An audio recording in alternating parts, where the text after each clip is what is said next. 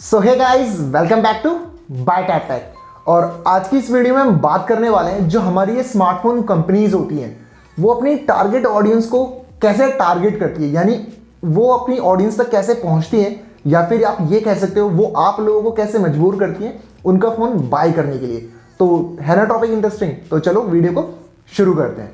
तो अगर मैं बात करूं सबसे पहले किसी भी स्मार्टफोन कंपनी की, सबसे पहले वो ये देखती है कि उनकी ऑडियंस क्या है, या फिर आप ये कह सकते हो वो अपनी स्पेक शीट डिसाइड करती है और फिर उसके बाद खेलती है नंबरों के साथ। तो स्पेक शीट का मतलब क्या? यहाँ पर मेरी बात हो रही है कि वो अपने फ़ोन के अंदर कौन कौन सी स्पेसिफिकेशन डालने वाले हैं। जैसे अगर मैं बात करूं ओप्पो या वीवो के फ़ोन की, ये जो पूरा फ़ोन है ये पूरा फ़ोन बिकता है अपनी अपीयरेंस के ऊपर और इनके कैमरा के ऊपर। इनकी जो पूरी की पूरी ऑडियंस है, चाहे वो लड़के हों लड़कियां हों, यहाँ पर बेसिकली लड़कियां ज़्यादा ध्यान देती हैं ओप्पो वीवो पे और लड़के भी आते हैं, पर यहाँ पर आप ये कह सकते हो ये चीज़ कैटेगराइज करना ज़्यादा अच्छा होगा ऐसे लड़का लड़की बोलने की बजाय। टेक एंथुजियास्ट जो हो गए और जिन्हें टेक के बारे में उतना नहीं पता, तो यहाँ पर जो टेक एंथुजियास्ट होते हैं वो तो जाएंगे मेरे ख्याल से MI की तरफ, रियलमी की तरफ और प्रोबेबली रियलमी की तरफ, क्योंकि रियलमी आजकल बहुत ज़्यादा अच्छा कर रही है। और यही हो गई कंपनियां, या फिर वन प्लस की तरफ जाएंगी, पर वन प्लस का कैमरा भी अच्छा है और वो उतनी प्राइस के साथ भी आता है। बट अगर हम बात करें यहाँ पर वीवो, ओप्पो या कुछ ऐसे फ़ोनों की जो सिर्फ अपने कैमरे और लुक्स की वजह से बिकते हैं, तो यहाँ पर जो इनकी ऑडियंस होती है उन्हें फ़र्क नहीं पड़ता कि इसमें कौन सा प्रोसेसर लगा हुआ है, इसमें कितनी रैम है। वो सिर्फ ये देखते हैं कि हाँ दिखने में अच्छा होना चाहिए और जो वीडियो क्वालिटी है, फोटो की क्वालिटी है वो अच्छी आनी चाहिए, और उनके हिसाब से ये वाला गेम चलता है कि higher the megapixel higher the picture quality. पर ऐसा बिल्कुल भी नहीं होता कि अगर आपका मेगापिक्सल ज़्यादा है फ़ोन के अंदर तो उसकी पिक्चर क्वालिटी ज़्यादा होने वाली है। बट लेकिन उनकी ऑडियंस के हिसाब से ऐसा चीज़ चलती है और वो यही नंबर का गेम खेलते हैं, क्योंकि अगर आप उनके पूरे अगर स्पेसिफिकेशन को गो थ्रू करोगे तो सबसे ज़्यादा उन्होंने फोकस किया होता है अपने कैमरे के ऊपर। कैमरे के बारे में आपको हर एक चीज़ बताएंगे और उसके लुक्स पे बहुत ज़्यादा ध्यान दिया होता है। जैसे अगर एक मैं बात करूँ सिर्फ वीवो के फ़ोन की सपोज करते हैं, ये बात करते हैं, तो वहाँ पर आप देखोगे कि वो फ़ोन, अगर मैं लुक की बात करूँ उसके, वो अलग ही स्टैंड करेगा। अगर मैं उसे एक शेल्फ में रख देता हूँ और उसके साथ बहुत सारे फ़ोन रख देता हूँ, वो अलग ही स्टैंड करेगा अपनी जगह पर। वहाँ पर उसका लुक्स ही होगा जो आपको सबसे ज़्यादा अट्रैक्ट करेगा। वहीं अगर मैं बात करूँ एक टेक एंथुजियास्ट की तरफ से, जैसे आप और मैं, हम क्या देखेंगे फ़ोन के अंदर? मैं उसके लुक की तरफ ना ध्यान देकर मैं उसकी ध्यान दूंगा स्पेक शीट के ऊपर कि उसके अंदर आपको क्या क्या चीज़ें देखने को मिल रही हैं। जैसे आज से 2 साल पहले मैंने लिया था पोको F1।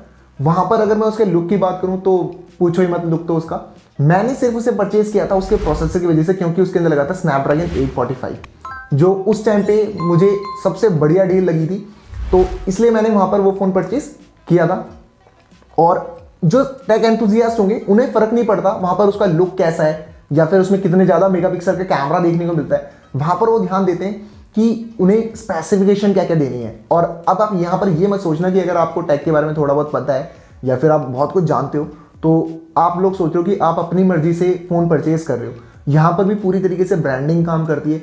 वो फिर नंबर के साथ खेलते हैं, वो नंबर दिखाते हैं। जैसे इसके अंदर 120 हर्ट्ज़ की रिफ्रेश रेट आपको देखने को मिल जाएगा, लिक्विड कूलिंग देखने को मिल जाएगी। इवन दो लिक्विड कूलिंग अब उतनी काम करती है नहीं करती, डेली लाइफ सिनेरियो में हमें उतना नहीं पता चलता, और अनटिल और अनलेस आप गेमिंग नहीं कर रहे तो मेरे को नहीं लगता लिक्विड कूलिंग कहीं भी काम आने वाली है। और मैंने देखा भी है, अगर कभी आप कंपैरिजन वीडियो आपने देखी होगी बहुत सारे फ़ोनों की, वहाँ पर भी लिक्विड कूलिंग से सिर्फ 1 डिग्री का फ़र्क आ जाता है, या फिर शायद वो भी नहीं आता। इतना कुछ मेजर चेंज आपको लिक्विड कूलिंग से देखने को नहीं मिलता। बट हाँ, टारगेट वो बहुत ज़्यादा करी जाती है कि इस फ़ोन में लिक्विड कूलिंग भी है, फ़ैन भी है, ये भी है, वो भी है। वहाँ पर सब चीज़ दिखाई जाती है आपको अट्रैक्ट करने के लिए। और अब यहाँ पर कंपनी को पता होता है कि उनकी टारगेटेड ऑडियंस कहाँ पर है, तो उन्हें ऐड भी उस तरीके से दिखाए जाते हैं। फिर आपको ऐड पिच किए जाते हैं अपने फ़ोन के लिए, या फिर उसका एक सिनेरियो क्रिएट किया जाता है। ऐसी बहुत सारी चीज़ चलती हैं। फिर उनके फ़ोन अगर आप देखोगे आजकल की मार्केट में चल क्या रहा है कि बहुत सारे फ़ोन हैं आपके पास, जिससे आपके पास कन्फ्यूजन क्रिएट हो जाती है कि यार मैं ये लूँ ये लूँ ये लूँ। क्योंकि ये लोग करते क्या है, एक तो ये नंबर के साथ खेलते हैं। जैसे कि आपने देखा होगा आजकल लगभग सारे फ़ोन क्वाड कैमरा आ रहे हैं, यानी सारे फ़ोनों के अंदर आपको 4 कैमरा देखने को मिलते हैं। और अगर आप उनके स्पेक्स की तरफ या कैमरे की तरफ देखोगे ना, सबको आप में 13 मेगापिक्सल प्लस 5 मेगापिक्सल +2 तो सब में ही है। ये 2 कैमरे तो मुझे ऐसा लगते हैं बस ज़बरदस्ती घुसाए जा रहे हैं कि यहाँ पर ये चीज़ दिखाने की कि हाँ हमारे पास कितने कैमरे, 4 कैमरे हैं। तो ये चीज़ होती है एक तो जो बहुत ज़्यादा करी जाती है। तो मेरा मानना तो ये है कि एक कैमरा दो उसके अंदर, पर ऐसा होना चाहिए कि बाकी कैमरे उसके कंपैरिजन में ही ना पाए, या फिर एटलीस्ट जो अच्छे फ़ोन है, जैसे अगर मैं बात कर रहा हूँ यहाँ पर आईफोन की या फिर गूगल पिक्सल की अगर आप बात करो, तो उसके अंदर अगर मैं पिक्सल 1 की बात करता हूँ, एक ही कैमरा था और उस टाइम का वो one of the best camera phone था। अगर मैं पिक्सल की बात कर रहा हूँ यहाँ पर, तो वहाँ पर तो उन्होंने ऐसा कुछ नहीं किया कि हमारे अंदर 4 कैमरे 8 कैमरे हमारे फ़ोन के अंदर, पर ये लोग ये चीज़ कर रहे हैं अपनी जो सॉफ्टवेयर है उसको ऑप्टिमाइज करने के बजाय बस ये आपको लालच देके कि उसका लुक अच्छा करके यहाँ पर स्पेक शीट में 2-3 चीज़ें ऐड करके, वो भी ज़बरदस्ती की, जहाँ पर नीड भी नहीं है कि होना चाहिए। जैसे कि आप देख रहे हो 8 GB रैम 12 GB रैम, एक घर में बंदा जो काम करता है जिससे अपने नॉर्मल अगर उसके लिए चाहिए, तो वहाँ पर भी ऑप्शन उसके पास है 4 GB 6 GB। अगर आप देखोगे जो आईफोन का लेटेस्ट फ़ोन है ना, उसके अंदर है 4 GB रैम। तो वहाँ पर फ़र्क आ जाता है पूरा ऑप्टिमाइजेशन के ऊपर, वो किस तरीके से ऑप्टिमाइज किया जाता है। तो इस तरीके से अब ब्रांड्स को पता होता है आपकी ऑडियंस कौन सी है, वो उस हिसाब से अपने फ़ोन को टारगेट करते हैं और जो स्पेक शीट होती है वो उसी हिसाब से बनाई जाती है ताकि आप उस फ़ोन के लिए अट्रैक्ट हो जाओ। तो ये था पूरा सिनेरियो, या फिर आप कह सकते हो पूरा गेम, जिस तरीके से जो ब्रांड्स होते हैं वो आपको टारगेट करते हैं। तो आई होप आपको समझ में आ गया होगा।